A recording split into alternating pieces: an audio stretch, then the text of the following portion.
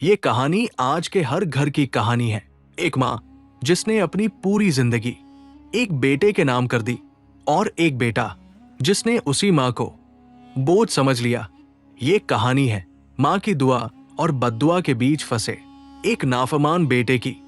अगर आपके दिल में अपने माँ बाप के लिए थोड़ी सी भी मोहब्बत है तो इस कहानी को पूरा सुनना, क्योंकि शायद इस कहानी के बाद आप अपने माँ बाप को कभी दुख देने की हिम्मत नहीं कर पाएंगे। वीडियो को पूरा देखें। अगर वीडियो आपके दिल को छू जाए तो वीडियो को लाइक करें, शेयर करें और ऐसे ही कहानी के लिए चैनल को सब्सक्राइब जरूर करें। तो वीडियो को शुरू करते हैं। बहुत पुराने जमाने की बात है। एक छोटे से गांव में एक कच्ची मिट्टी की झोपड़ी थी। दीवारों में दरारें, छत से टपकता पानी और दरवाजे पर टंगा हुआ एक टूटा सा पर्दा। उस झोपड़ी में रहती थी एक बूढ़ी माँ, अम्मा हलीमा। कमर झुकी हुई, चेहरे पर झुर्रियां, आंखों में उम्र भर का इंतजार। उसका एक ही बेटा था, रईस। रईस कभी बहुत नेक बच्चा हुआ करता था। जब छोटा था माँ के पैरों से लिपट कर सोता था।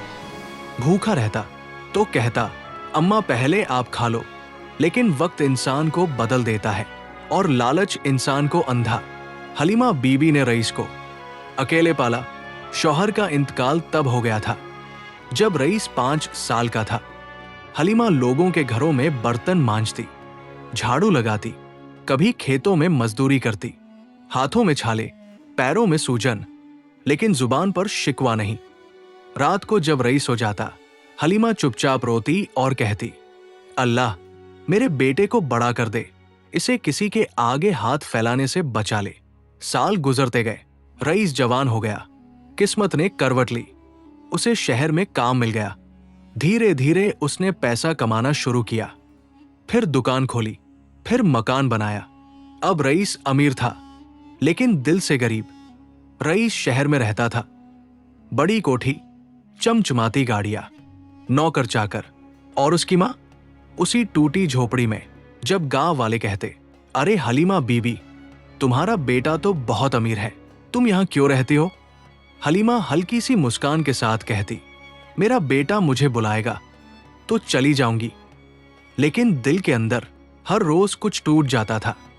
रईस ने शहर की एक अमीर घराने की लड़की से शादी कर ली। नाम था नाजिया। नाजिया को गांव, गरीबी, बूढ़ी मां सबसे नफरत थी। शादी के कुछ महीनों बाद हलीमा पहली बार बेटे से मिलने शहर गई। फटे कपड़े, कांपते हाथ और आंखों में खुशी। दरवाजा खोला। नाजिया ने मां को ऊपर से नीचे तक देखा और मुंह बना लिया। कौन है आप? हलीमा बोली, मैं रईस की मां हूं बेटा। नाजिया के चेहरे का रंग बदल गया। नाजिया अंदर गई और चिल्लाई, रईस, तुम्हारी ये गांव वाली मां आ गई है। रईस बाहर आया, मां को देखा, लेकिन वो दौड़ कर गले नहीं लगा।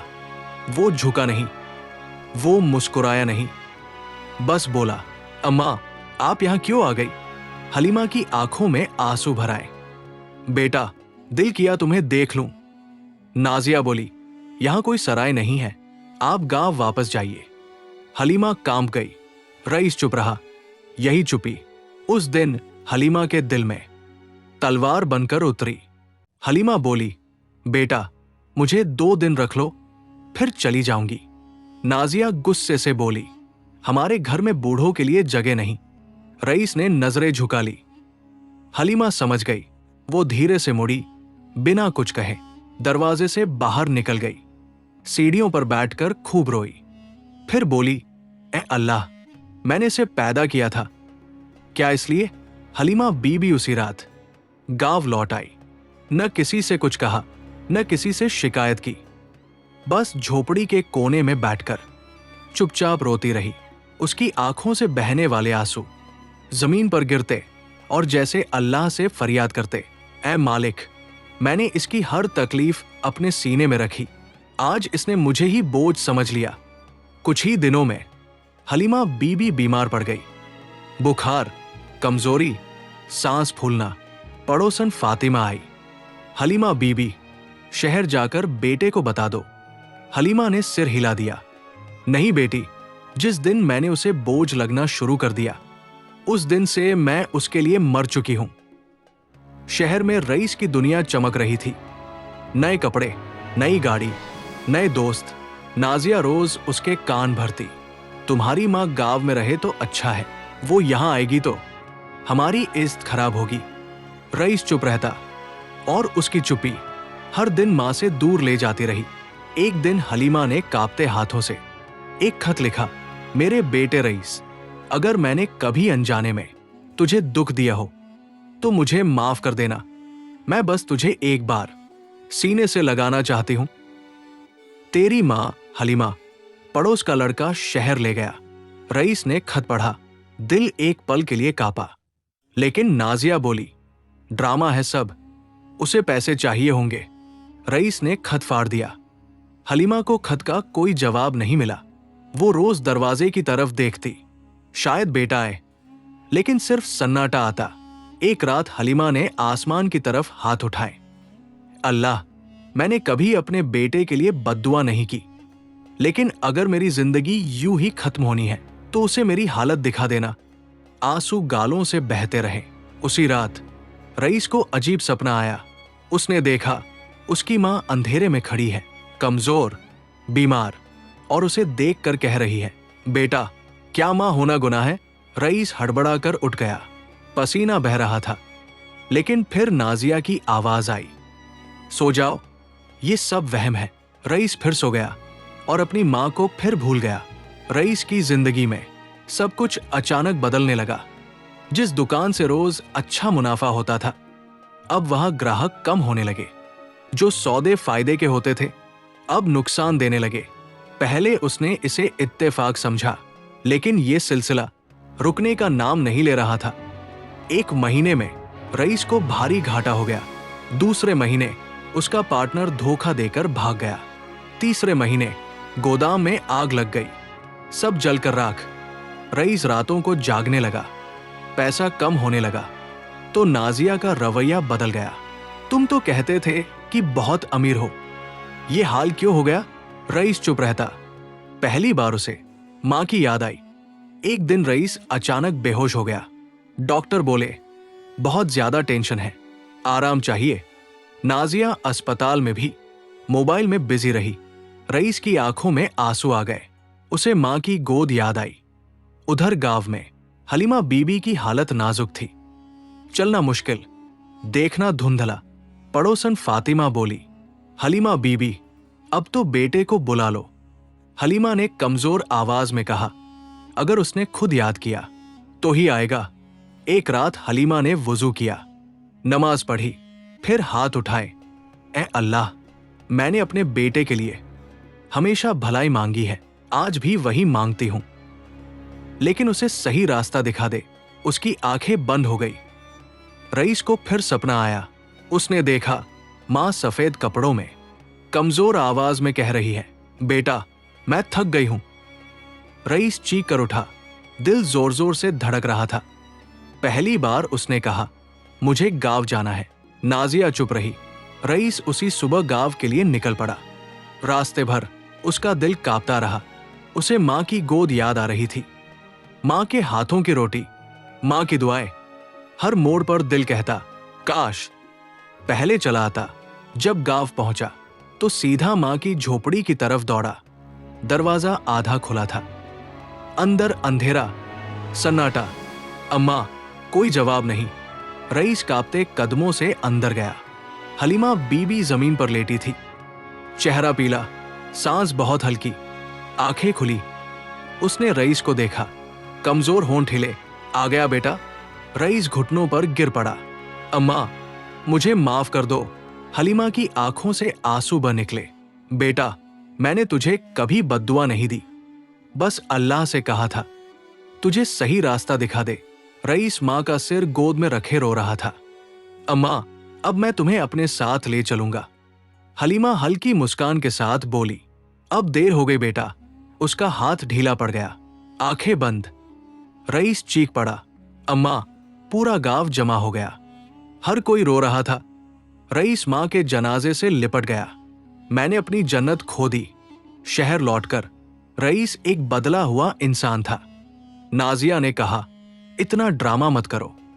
रईस ने पहली बार सख्त आवाज में कहा, चुप रहो। रईस शहर लौटा, लेकिन वो रईस नहीं रहा जो कभी अकड़ में चला करता था। अब वो एक टूटा हुआ इंसान था। हर रात मां का चेहरा आंखों के सामने आ जाता, उसकी मुस्कान, उसकी दुआ, उसकी कमजोर आवाज, बेटा मैं थक गई हूं। नाजिया अब भी वही थी। महंगे कपड़े, मोबाइल, दुनियादारी। एक दिन उसने कहा, तुम्हारी मां मर गई, अब उस गांव से रिश्ता खत्म करो। ये सुनते ही रईस के अंदर कुछ टूट गया। पहली बार उसने नाजिया पर हाथ उठा दिया, फिर खुद फूट फूट कर रो पड़ा। कुछ ही दिनों में रईस और नाजिया का रिश्ता खत्म हो गया। नाजिया अपने मायके चली गई। रईस का बचा खुचा कारोबार भी पूरी तरह डूब गया। घर बिक गया, गाड़ी बिक गई। अब रईस एक छोटे से कमरे में किराए पर रहने लगा। एक रात रईस मां की कब्र पर गया। वहीं बैठकर बोला, अम्मा काश मैं मर जाता और तुम्हें दुख न देता। वो मिट्टी पर सिर रखकर रोता रहता।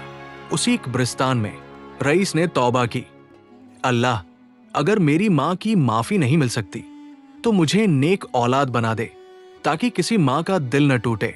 रईस अब मस्जिद में रहने लगा, लोगों की खिदमत करता, गरीबों को खाना खिलाता, मां बाप की सेवा करने वालों को देख कर रो पड़ता। जन्नत का सबसे आसान रास्ता है। रईस अब मस्जिद के एक कोने में सोता था। कोई बिस्तर नहीं, कोई तकिया नहीं, सिर्फ ठंडी जमीन और मां की यादें। जब भी आंख बंद करता, मां का चेहरा सामने आ जाता। कभी वो मां को रोटी खिलाते देखता, कभी मां को खेतों में काम करते, कभी मां को उसके बचपन में लोरी गाते। हर याद सीने में छुरी की तरह चुभती। एक दिन मस्जिद में एक बूढ़ा फकीर आया। उसने रईस को रोते देखा, पूछा, बेटा किस गुनाह का बोझ उठाए घूम रहे हो? रईस फूट फूट कर रो पड़ा। सब सुना दिया। फकीर बोला, मां की माफी कब्र से नहीं मिलती, मगर अल्लाह की रहमत अब भी मिल सकती है। कैसे? रईस ने पूछा, हर उस मां की खिदमत करो जिसकी औलाद नहीं सुनती।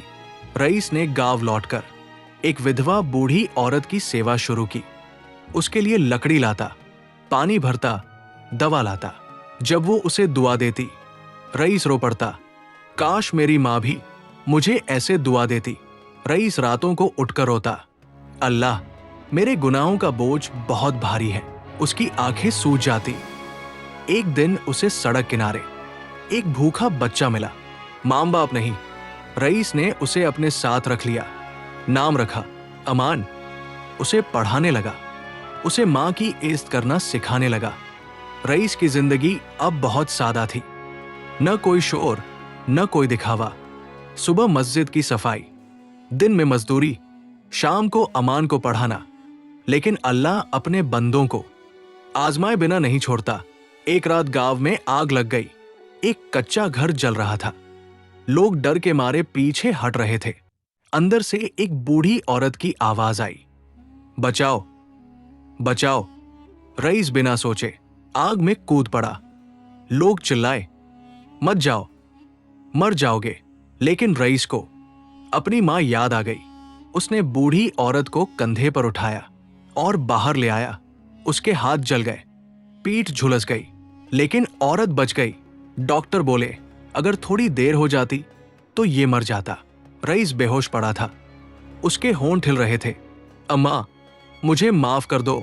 रईस को सपना आया। उसने देखा उसकी मां हरी चादर ओढ़े मुस्कुरा रही है। बोली, बेटा अल्लाह ने तुझे माफ कर दिया है। रईस की आंख खुली, आंसू बह रहे थे। गांव वाले अब रईस की इज्जत करने लगे। लोग कहते, ये वही रईस है जो कभी मां को भूल गया था और आज हर मां का बेटा बन गया है। एक दिन अमान ने पूछा, अब्बा मां क्या होती है? रईस रो पड़ा, बोला, मां जन्नत होती है। रईस अस्पताल के बिस्तर पर लेटा था। बदन जला हुआ, दिल और ज्यादा टूटा हुआ। आंख बंद करता तो बचपन के मंजर दिखते। एक रात जोरों की बारिश हो रही थी। झोपड़ी की छत टपक रही थी। छोटा रईस कांप रहा था। हलीमा ने अपनी चादर उसके ऊपर डाल दी। खुद गीली जमीन पर बैठी रही। सुबह बुखार उसे हो गया, लेकिन रईस को स्कूल भेज दिया। एक दिन घर में सिर्फ एक रोटी थी। हलीमा ने रोटी 2 टुकड़े किए, बड़े टुकड़े रईस को दे दिए, खुद छोटे टुकड़े से गुजारा किया। रात को भूखी सो गई। रईस के जूते टूट गए थे। हलीमा ने अपने कड़े बेच दिए, रईस के लिए जूते ले आई। खुद नंगे पांव घूमती रही। रईस रो पड़ा, अम्मा मैंने क्या किया? उसने करवट बदली और सिसकता रहा। डॉक्टर हैरान थे, इसके जख्म उम्मीद से जल्दी भर रहे हैं। गांव वाले कहते, ये मां की दुआ है।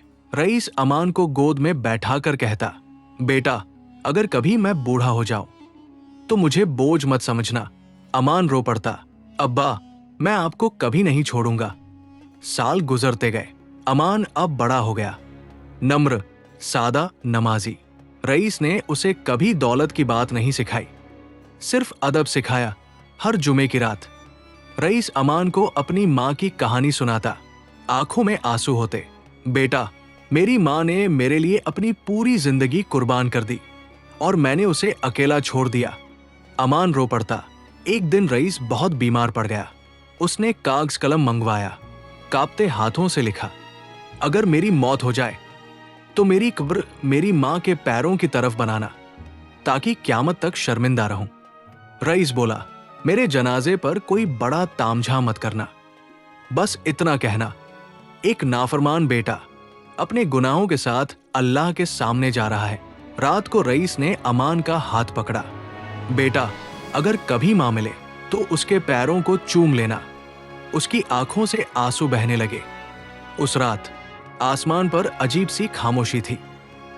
हवा बहुत धीमे चल रही थी, जैसे कुदरत भी रईस की आखिरी सांसों का इंतजार कर रही हो। रईस बिस्तर पर लेटा था, सांस उखड़ रही थी, होंठ हिल रहे थे। अम्मा मैं आ रहा हूं। अमान उसका हाथ पकड़े रो रहा था। अब्बा मुझे छोड़कर मत जाइए। रईस ने हल्की मुस्कान दी, बेटा मैंने पूरी जिंदगी एक ही गलती की, मां को दुख दिया। उसकी आंखों से आंसू बह निकले। तू कभी ये गलती मत करना। फजर की अजान की आवाज आई, अल्लाहु अकबर। उसी वक्त रईस की सांस रुक गई, चेहरा सुकून से भर गया। अमान ने रईस की वसीयत पूरी की, मां की कब्र के पैरों की तरफ। रईस को दफन किया गया। पूरा गांव रो रहा था। अमान अब गांव में बच्चों को पढ़ाता है, हर बच्चे को एक ही सबक देता है, मां बाप जन्नत है। कहानी की सबसे बड़ी नसीहत, जो आज मां बाप की कद्र करेगा, कल अल्लाह उसकी कद्र करेगा।